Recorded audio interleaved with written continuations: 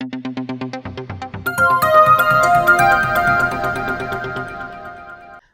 अरब के अंदर जितने भी गैर मुल्की रहते हैं उन सबको यहाँ के तौर तरीके और कानून मालूम है अच्छे से, खासकर ऐसे कानून जिनको तोड़ने से उनकी पूरी जिंदगी तबाह हो जाती है।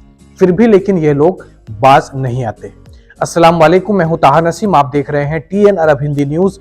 मैं आप लोगों के लिए लेके आया हूं सऊदी अरब से जुड़ी कुछ खास और अहम खबरें अपने सभी गैर मुल्की भाइयों के लिए।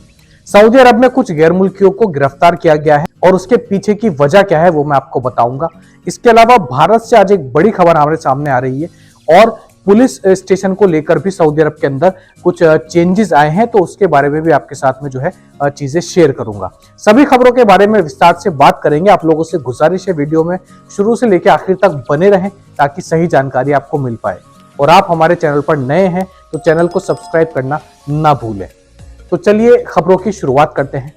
पहली खबर हमारे पास में आ रही है उकल वेबसाइट की तरफ से।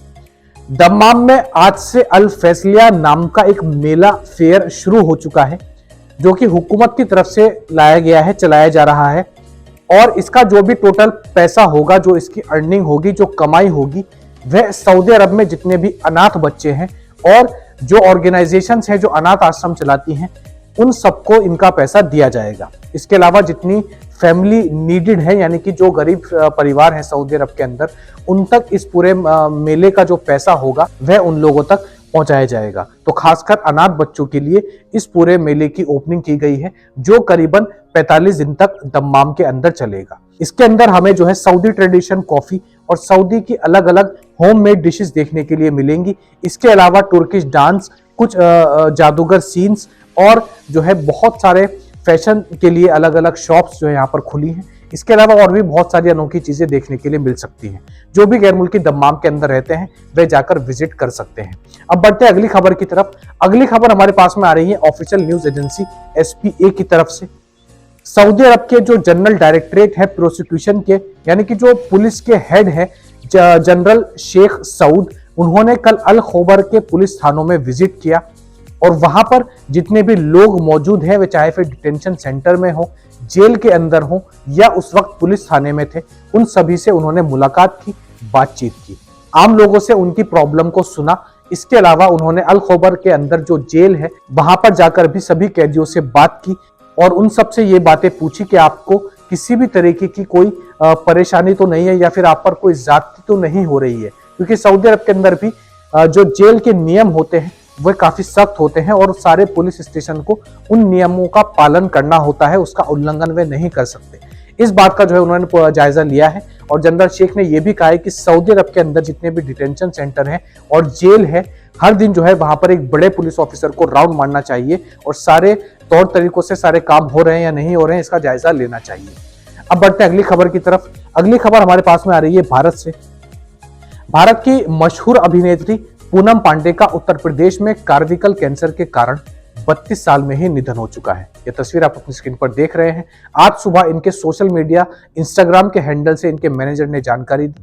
केवल 32 साल इनकी उम्र थी, लेकिन कार्विकल कैंसर की लास्ट स्टेज की ये मरीज थी। बॉलीवुड अभिनेत्री पूनम पांडे लॉकअप सीजन की बाद जो है फेमस हुई थी और 2013 में इन्होंने अपना बॉलीवुड डेब्यू किया था।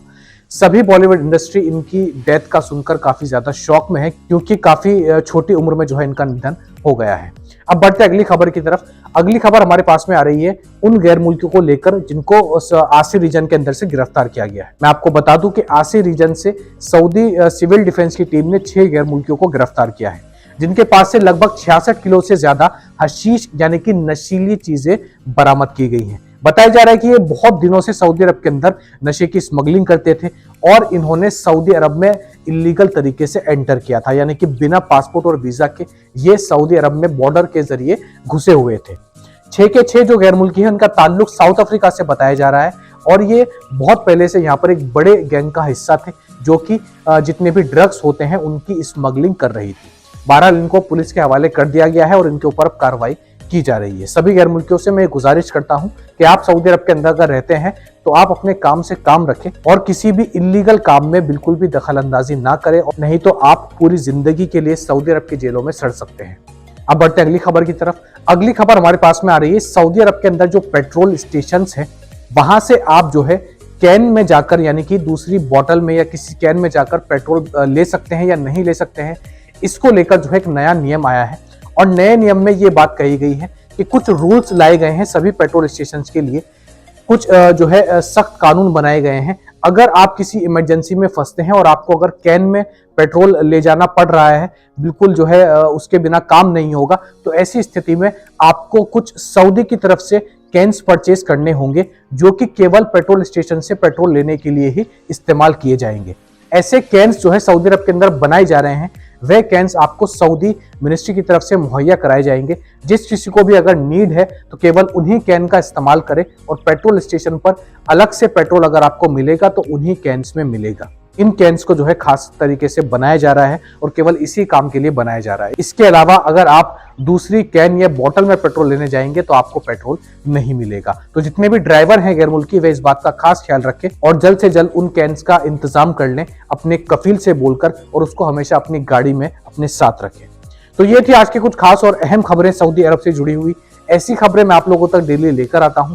इसके अलावा कोई भी नया कानून आता है गैर मुल्की वर्करों के लिए, उसकी अपडेट सबसे पहले मैं आप लोगों तक पहुंचाता हूं।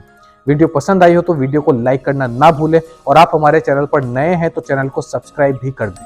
मैं ताहा नसीम अब आपसे इजाजत चाहता हूं। इंशाल्लाह कल आपसे फिर मुलाकात होगी नई और ताज़ा खबरों के साथ। तब तक अपना ख्याल रखें।